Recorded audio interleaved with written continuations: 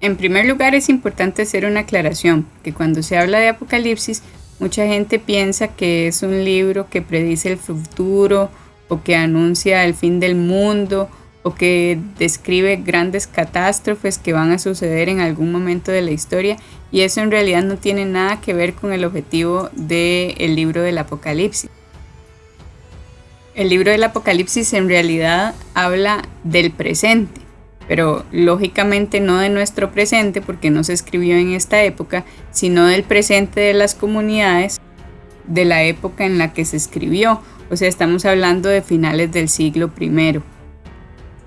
Pero entonces no son cosas que van a suceder en un futuro, sino que son cosas que ya están sucediendo en ese momento concreto que están viviendo las personas para las que se escribió el texto. Un segundo detalle interesante es el nombre del libro. La palabra Apocalipsis en realidad significa revelación, que de hecho así es como se llama ese libro en otros idiomas, como por ejemplo en el inglés. Y bueno, tiene mucho sentido porque el objetivo del libro es justamente revelar un sentido o un significado de las cosas que se están viviendo, sobre todo de la presencia del sufrimiento y de la presencia del mal en el mundo, que muchas veces es difícil de comprender. Y es que hay un detalle de la historia del cristianismo que a veces como que se nos olvida, porque a veces pensamos solo en lo que ocurrió después de que el emperador Constantino a principios del siglo IV declaró el cristianismo como la religión oficial del imperio, y las cosas empezaron a ir relativamente bien para los cristianos, pero a veces se nos olvida que antes de esa época las cosas no iban nada bien para ellos y que más bien sufrieron mucha opresión, mucha persecución y que pasaron por muchísimas dificultades. Entonces, mucho de lo que se dice en el libro del Apocalipsis es para describir todo eso, todo ese sufrimiento que les estaba causando el imperio que estaba gobernando en la época, que lógicamente era el Imperio Romano. E incluso muchos de los símbolos que aparecen en el libro se refieren justamente a ese Imperio Romano, porque es la forma más concreta en la que los cristianos de la época estaban experimentando el mal y el sufrimiento. Y aquí viene otro aspecto importante de las características de este libro, y es que es muy simbólico, está lleno de símbolos por todas partes que se refieren a diferentes realidades, y todo es simbólico, los animales que se mencionan, los colores que se mencionan y las figuras que se utilizan.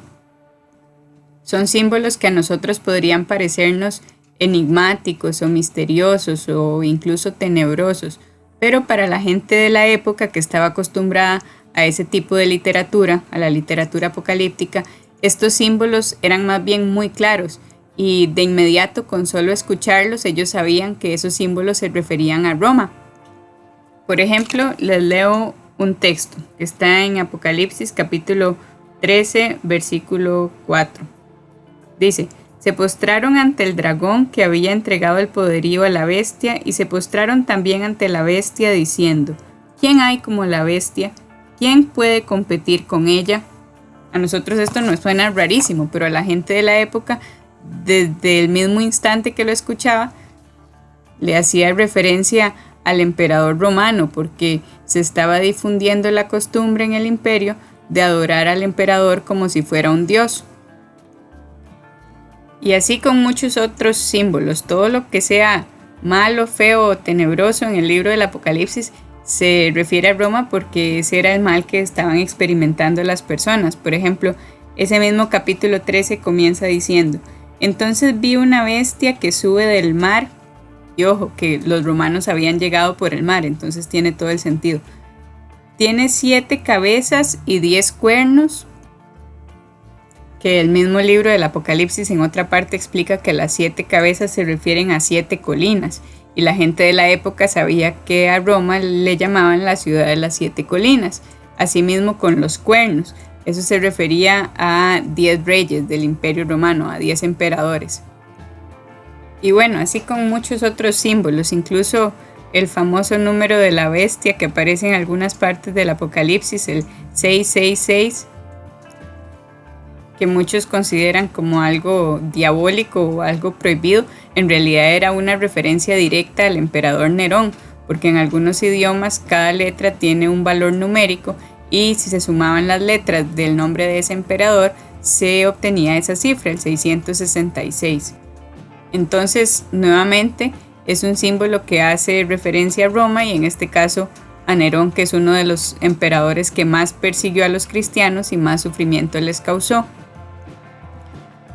¿Y para qué el libro del Apocalipsis utiliza todos esos símbolos? Para hablar del mal que estaban experimentando, para que se sintieran derrotados por el sufrimiento y ya.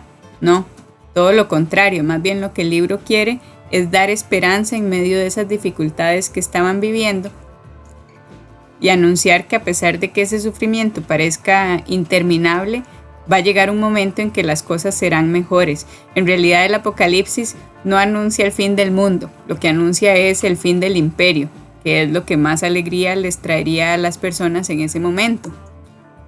Y entonces hay muchos otros símbolos en el libro que más bien son positivos y que más bien son fuente de esperanza. El principal de todos es el Cordero, que aparece múltiples veces en el libro. El Cordero que está de pie a pesar de haber sido degollado, y obviamente es una referencia clara a Jesús, que con su resurrección destruye el mal y la muerte. O por ejemplo también se habla de que vendrá un cielo nuevo y una tierra nueva y que habrá una Jerusalén celestial, que lógicamente hace referencia a esa nueva realidad mejor a la que se aspira. Y básicamente el punto del Apocalipsis es insistir en que Jesús hace nuevas todas las cosas y que a pesar de las dificultades, Él es el que transforma nuestra realidad y da sentido a nuestras vidas. Y ya para ir concluyendo, les voy a leer un texto que resume de manera muy clara lo que hemos venido diciendo. Dice: el mensaje central del libro del Apocalipsis se puede resumir en estas palabras: resistan, vivan en comunidad los ideales de Jesús, no se dejen llevar por el miedo y el pesimismo, no se dejen engañar por la propaganda y los falsos valores del imperio, porque Jesús, muerto y resucitado, ya ha vencido al poder de la muerte. El imperio y todos los poderes del mal caerán. El libro del Apocalipsis nos comunica que Dios es fiel y misericordioso, liberador y protector de los pobres y de los oprimidos. Y así como Dios liberó al pueblo en el pasado, también ahora actuará a favor de su pueblo. Entonces vean que la principal enseñanza del Apocalipsis es que no es posible tener todo bajo control, porque a veces hay situaciones que toman un rumbo distinto del que nosotros esperamos o imaginamos. Pero nos da esperanza porque nos recuerda que aún en medio de esas dificultades, el mal no tiene la última palabra, sino que siempre prevalece el amor. Y vean que todo este mensaje tiene mucha vigencia en la actualidad, porque con toda la situación difícil que está viviendo el mundo entero por causa del coronavirus, lo que más necesita la gente es que le recuerden que se puede tener esperanza. Probablemente si el género apocalíptico estuviera de moda en nuestros días, ya se habrían escrito un montón de relatos que describirían al coronavirus mediante símbolos. No sé, probablemente hablarían de un monstruo gigante con una corona que vino a hacer estragos en la humanidad o cosas semejantes. Pero al igual que el libro del Apocalipsis que tenemos en la Biblia, todos esos símbolos no tendrían como intención dejarnos sumergidos en la angustia, sino que más bien serían para darnos esperanza. Esperanza de que algún día vamos a poder encontrarnos nuevamente con la gente que queremos, vamos a poder abrazarnos de nuevo y vamos a poder seguir disfrutando la alegría de compartir la vida.